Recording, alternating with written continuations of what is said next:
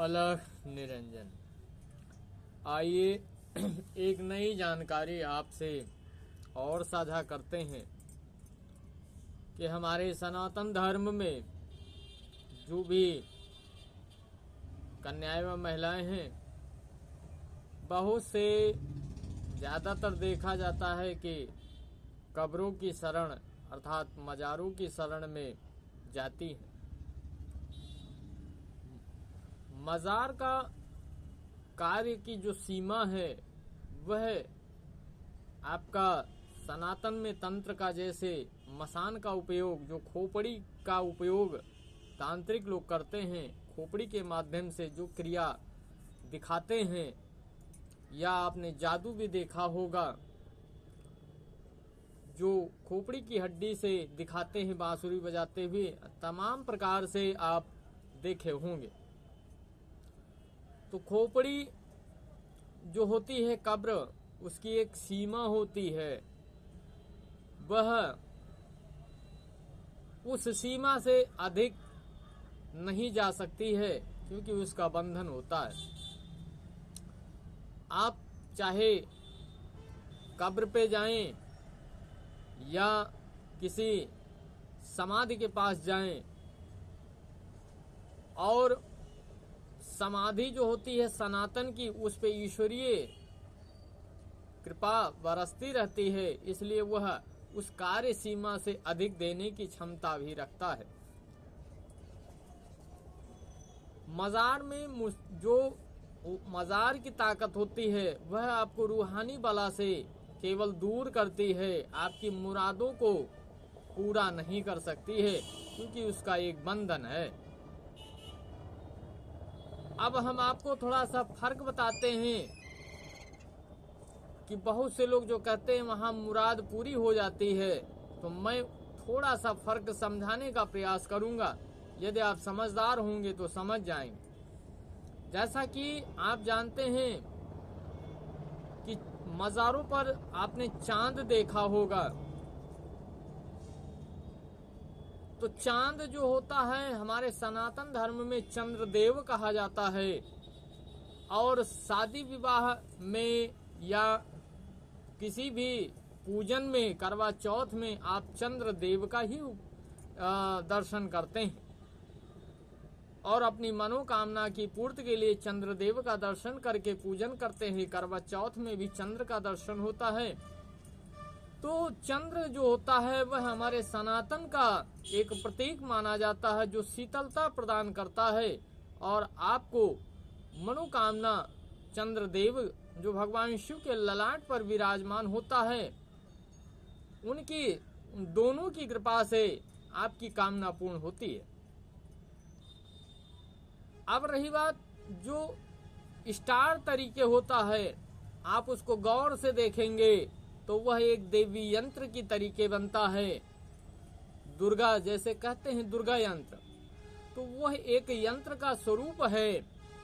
और उस यंत्र स्वरूप में चंद्र के साथ संलग्न रहने पर यह होता है कि देव चंद्रदेव और उनकी अर्धांगिनी देविका भी है। तो इसलिए दोनों की कृपा भगवान शिव की कृपा के साथ में बरसती है। अब लेकिन सनातन का न होने की वजह से वह सीमा बंधी होती है, और आपको सिर्फ रूहानी बला से मुक्त होते हैं। लेकिन यदि कोई मुराद पूरी होती है संतान से या किसी अन्य चीज से, वहां वही क्रिया जो मृत आत्मा होती है कब्र की, वह आपके शारीरिक साथ में भोग करते हुए आपकी मनोकामना को पूर्ण करती है। मैं थोड़ा हट के पूरी तरह खुल के न समझाने का प्रयास करते हुए संक्षिप्त में आपको समझाने का प्रयास करूंगा कि जो लोग समझते हैं कि हमारी मज़ारों से सारी मुरादें पूरी हो सकती हैं, वह गलतफहमी में सनातन धर्म के लोग रहते हैं। मैंने अपने जीवन में लगभग बहुत से मज़ारों पर मैं जा चुका हूँ और वहाँ की शक्ति और उसकी ताकतों को मैंने देखा, उसकी ताकत कहाँ तक कार्य कर सकती है। मैंने इस पे बहुत मंथन किया। मंथन करने के बाद अंतिम निष्कर्ष में मैं यही आया हूँ कि जिस तरीके किसी तांत्रिक के पास कपाल होता है या किसी तांत्रिक का मंत्र काम तत्काल प्रभावी रूप से कुछ पलों के लिए आराम देने का काम करता है, ठीक उसी प्रकार वह कब्र अर्थात मजार के रूप में जो बना होता है वह आपकी समस्या को तत्काल कुछ समय तक के लिए दूर करता है। लेकिन उसमें भी पूरी तरीके जो एक बार मजार पे जाता है वह अंतिम श्वास तक परेशान रहता है। लेकिन इसके पीछे जब आप सनातन धर्म में सिद्ध पुरुषों और दैवी पीठों का दर्शन करते रहते हैं तो उसके प्रभाव से उतनी परेशानी आपके जीवन में नहीं आती है। आपको ऐसा लगता है कि वह मजारों की ताकत की वजह से आपके जीवन में परेशानी नहीं आ रही है। लेकिन होता क्या है कि पीछे कोई और शक्ति आपका कार्य कर रही है और आप समझ रहे हैं कब्र को, तो आप जीवन में सदा परेशान रहेंगे और मरने के बाद भी लोग इसी दुनिया मृत आत्माओं की दुनिया में भटकते फिरते हैं। हमारे सनातन धर्म में बहुत से लोग भटक गए हैं। मैं उनको एक राह ईश्वर की कृपा से, गुरु की कृपा से मैं प्रशस्त करने का प्रयास करूंगा। मार्ग को सब कुछ हमने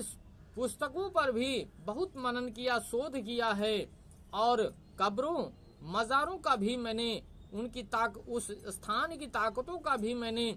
परीक्षण किया है, शोध किया है और अनन्य प्रकार की शक्तियों, दैवी पीठ या देव पीठ या बरम या संहार, सभी शक्तियों को मैंने छोटे समय से लेकर अब तक मैंने परखा है, जांचा है। मैंने यही अंतिम में पाया कि जितनी तीव्रगामी से यदि पूरी श्रद्धा के साथ सनातन धर्म के किसी भी समाधि या किसी भी देवी पीठ या किसी सिद्ध गुरु या दिव्य गुरु की शरण में आदमी जाता है तो निश्चित तौर पर जीवन में वह कभी परेशान नहीं हो सकता है और वह अपनी समस्त प्रकार की मुरादों, प्रार्थनाओं, कामनाओं को प्राप्त कर सकता है। लेकिन बहुत से लोग ऐसे गुमराह करने वाले होते हैं कि वहां जाने से सारी मनोकामना पूर्ण होती है, वहां जाने से सारी मनोकामना पूर्ण होती है। यहाँ यह देखा जाता है कि आपकी अटल श्रद्धा, जो अटल भक्ति है, ईश्वर के प्रति है, वह नहीं है।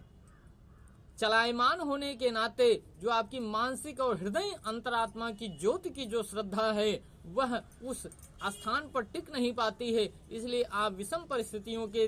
अनन्य प्रकार के कारणों से दुखी और परेशान रहते हैं और यही परेशानी आपकी आने वाली पीढ़ी को भी भोगनी पड़ती है।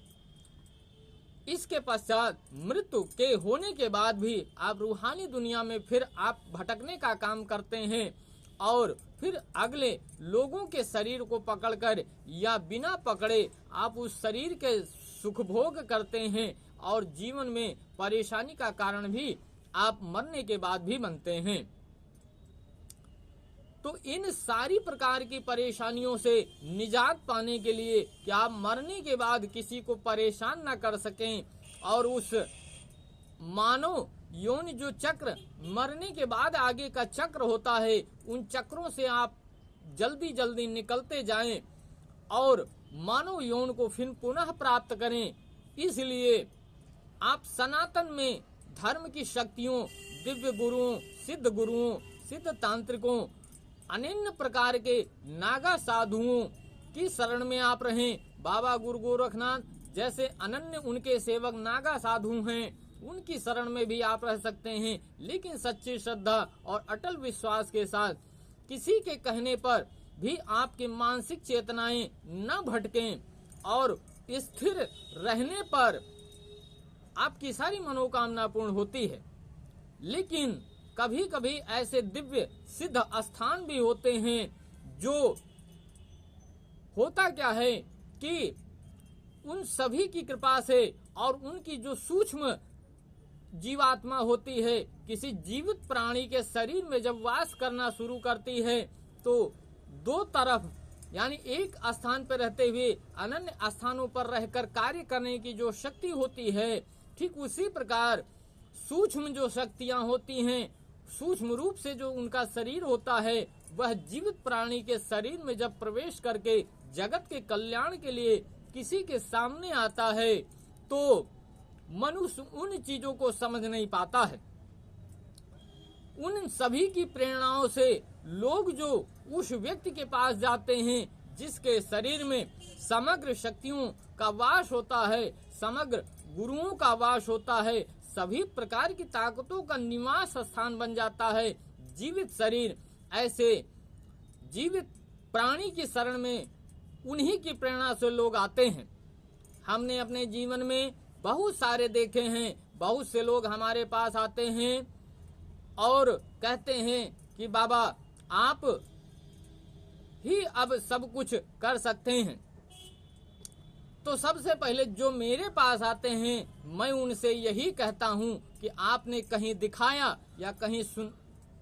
किसी को स्थान पर गए, वहां आपकी मन्नत पूरी हुई या नहीं हुई, या जो परेशानी है आप जिस किसी के पास गए हो उनसे क्या आपकी परेशानी दूर नहीं हुई, या आपकी श्रद्धा और विश्वास जिस शक्ति की आप पूजा करते हैं क्या उसमें विश्वास अस्थिर नहीं है। स्थिर जब नहीं है तो आपकी जो मानसिक चेतना है मेरे पास आई है, तो हो सकता है मैं एक अनुमान लगाता हूं कि उन परम सत्य सत्ताओं की प्रेरणा से आप मेरे पास आए हैं। तो जो भी मेरे पास आया है वह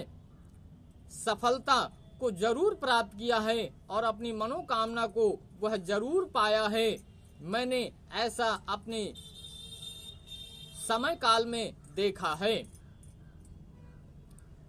जो पूरी श्रद्धा के साथ आता है वह अपनी कामना को पूर्ण प्राप्त कर लेता है, लेकिन मैं आजमाने का भी काम करता हूँ और परीक्षण भी करता हूँ कि आपकी अटल श्रद्धा और विश्वास है कि नहीं है। यदि आपने कोई ऐसा कुकर्म किया है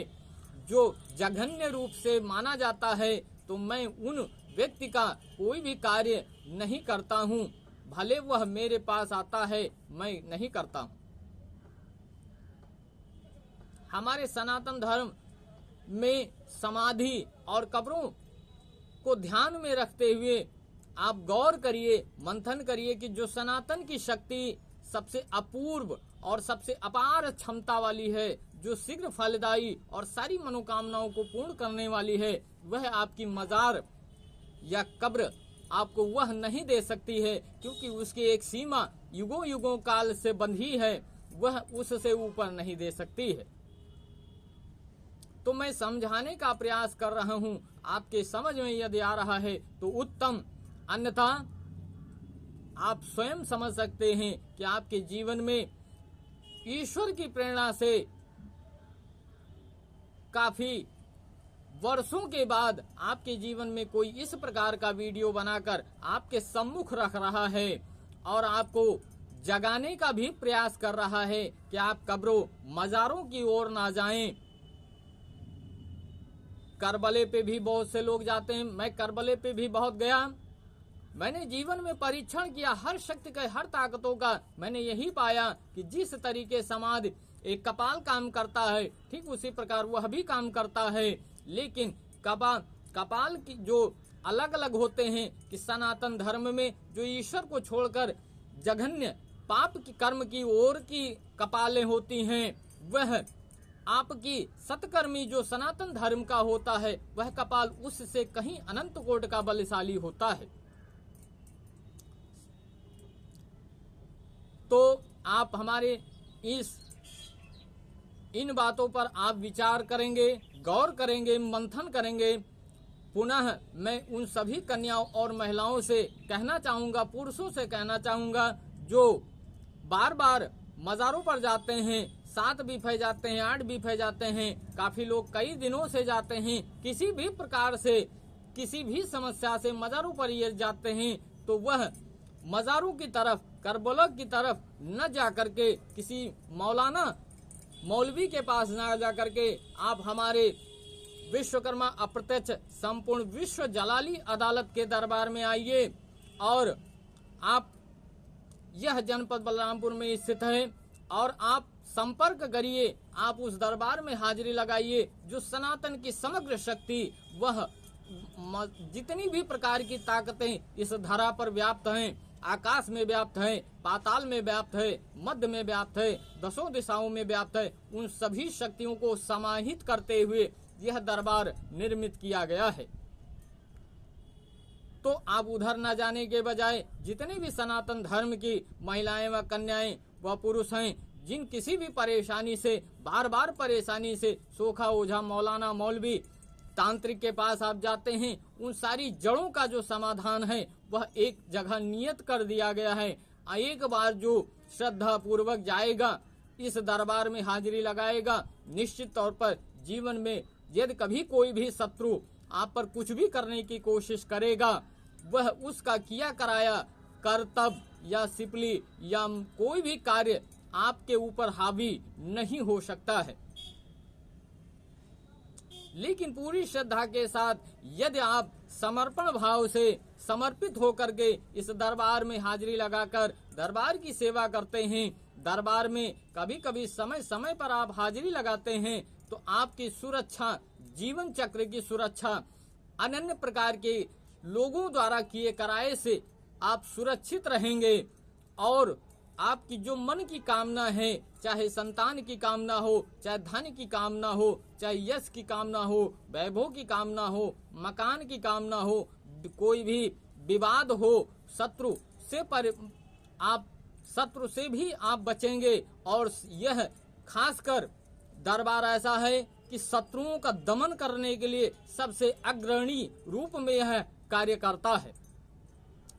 जितने भी शत्रु हैं, उन चाहे किसी भी समुदाय के हों, उस शत्रुओं का पूर्ण रूप से दमन करने के लिए सबसे पहले यह दरबार कार्य करना शुरू कर देता है। और कार्य को अंजाम देने के बाद दरबार की ध्वजा लहरा दी जाती है सभी प्रकार की शक्ति व ताकतों के द्वारा।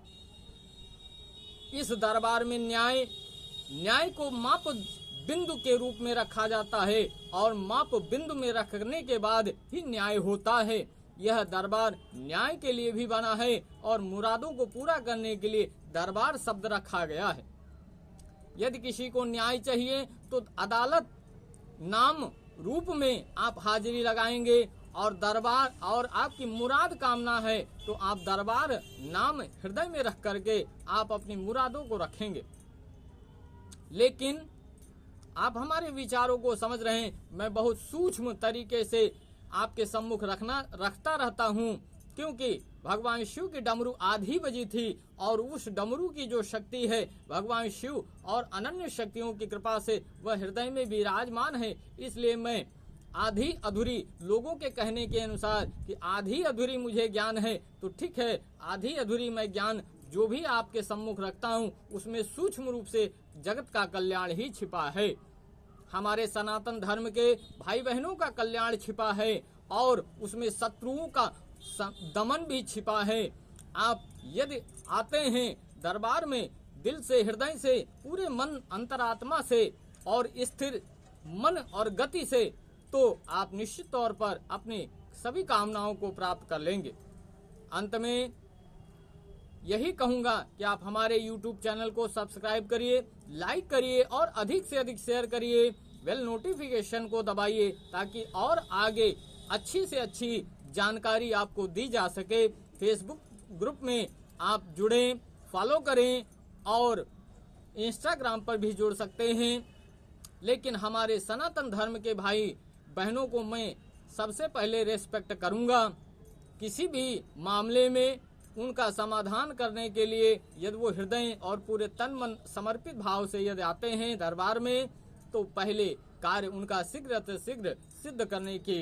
गुरु की कृपा से और गुरु की छाया से करने का प्रयास किया जाएगा दरबार की ओर से।